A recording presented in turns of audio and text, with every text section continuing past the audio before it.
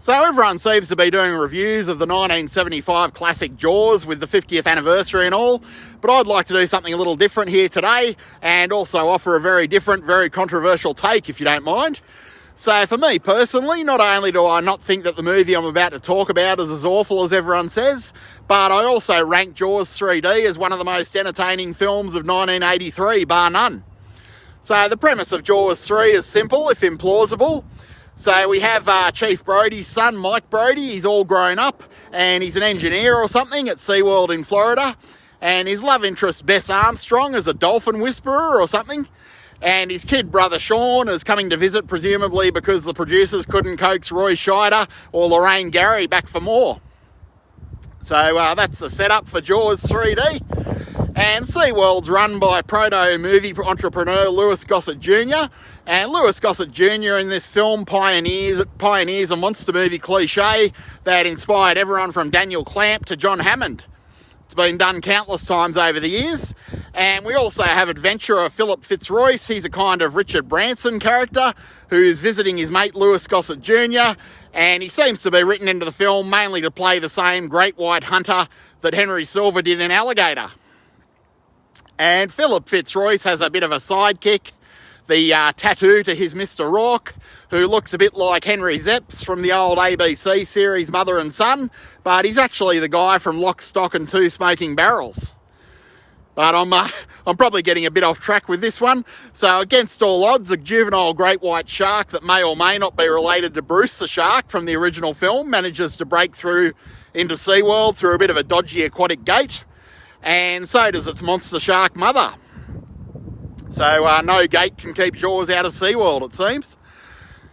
So this movie's unique in giving us two sharks for the price of one, along with 3 dimensions, of course, and along with all the gimmicks and set pieces that one would expect from a monster movie set in a semi-aquatic theme park. So it does have that Jurassic Park flavour. Jaws 3D is one hell of a fun movie. Sadly, I missed it in its original 3D iteration in our local theatre because my parents thought that taking the family to see Jaws 3D might be akin to a lobotomy or at least child endangerment, so I couldn't blame them for that. But 1983 was a big year for 3D. We not only had Jaws 3D, but we also had Amityville 3D and Metal Storm 3D.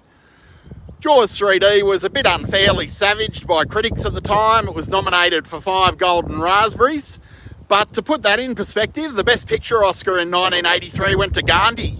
And no one's watching Gandhi in 2025. We're all still watching Jaws 3D in 2025. So I rest my case, and it looks like Jaws 3D had the last laugh over Gandhi. So this is one of those warm and fuzzy comfort movies, the kind of film you just curl up with on a winter afternoon with a cocoa or a hot chocolate. And it really does share a lot of similarities with Jurassic Park.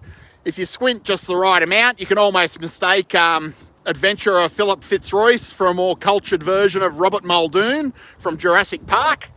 And the whole movie makes very little sense, of course, but let's face it, what else does in 2025? Real life doesn't make any sense right now. So everyone involved seems to have distanced themselves from Jaws 3D, but I reckon that's a little unfair. There's plenty to enjoy about this movie, especially in retrospect, and in my humble opinion, it's a hell of a lot better than Jaws 2. It's certainly much better paced, among other things. And if Jaws 2 is a slasher movie in the sea, then I reckon Jaws 3 is a dark family adventure in SeaWorld, which is always fun. And the theme park setting's also fun, and the larger-than-life performances from the likes of Louis Gossett Jr. and the Richard Branson type character are even more fun. So this would, of course, make a awesome double bill with Jurassic Park.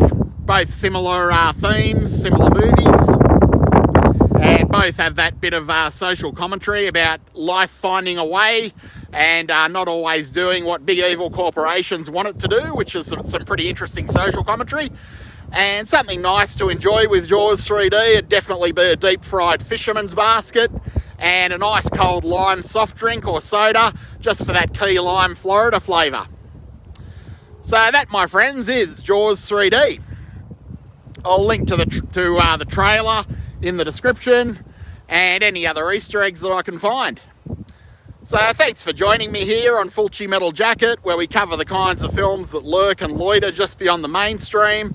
If you are still here at this point and enjoying this content, please be sure to like, comment, subscribe and all that jazz. Otherwise it does feel at times like I'm shouting into the void, and it is nice to know that someone is watching and there is a reason for doing this. So I do hope to see you next time here at Fulci Metal Jacket or at our on our compilation show, The Lobby Card. Thanks for joining me.